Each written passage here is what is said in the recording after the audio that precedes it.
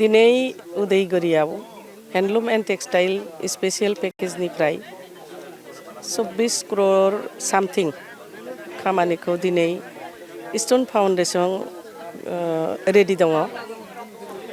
बिटिसिनि चिफ मानगोनां हाग्रामा महिलारि सारा फैगासिनो दङ। सारनि आखायाव बे इस्टर्न फाउन्डेसननि अपेन खालामगोन। डिपार्टमेन्ट पिएचइ आरो हेन्डलुम जोंनि आखायाव दङ। आं बिटिसि ओनसोलाव पिएचइनि थाखाय आरो हेन्डलुम टेक्सटाइलनि थाखाय मानसिनि गामियाव जेथ' मानसि दङ बे मानसिनि थाखाय खामानि मोजाङैनो मावगासिनो दङ। हेन्डलुम एन्ड टेक्सटाइलाव बहुत उइभार दङ। 22-23 क्लास्टारबो दङ। बे क्लास्टाराव 300-400 उइभार दङ।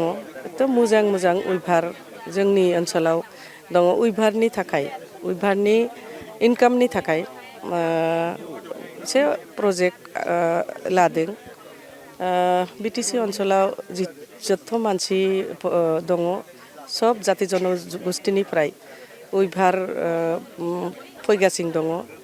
बे उइभारनि थाखाय बे उइभारनि इनकामनि थाखाय जोंनि डिपार्टमेन्टनि थाखाय स्किम लानायनि थाखाय आं सेस्था खालामगोन। आरो बिटिसिनि चिफ मानगोनां हाग्रामा महिलारि सारा जेथ' डिपार्टमेन्ट दङ बे डिपार्टमेन्टनि डेभेलपमेन्टनि थाखाय बिटिसिनि डेभेलपमेन्टनि थाखाय खामानिखौ मावगासिनो दङ। आं डिपार्टमेन्टनि हेन्डलुम एन्ड टेक्सटाइल डिपार्टमेन्टनि हिसाबै बिभिन्न जायगायाव हेन्डलुमनि बे टेक्सटाइल डिपार्टमेन्टनि खामानिनि थाखाय डेभेलपमेन्टनि थाखाय स्किमनि थाखाय स्टेट गभर्नमेन्ट सेन्ट्रेल गभर्नमेन्टआव स्किम प्रजेक्ट पाठायबाय। बे प्रजेक्टआ एसे एप्रुभ खालामबाय।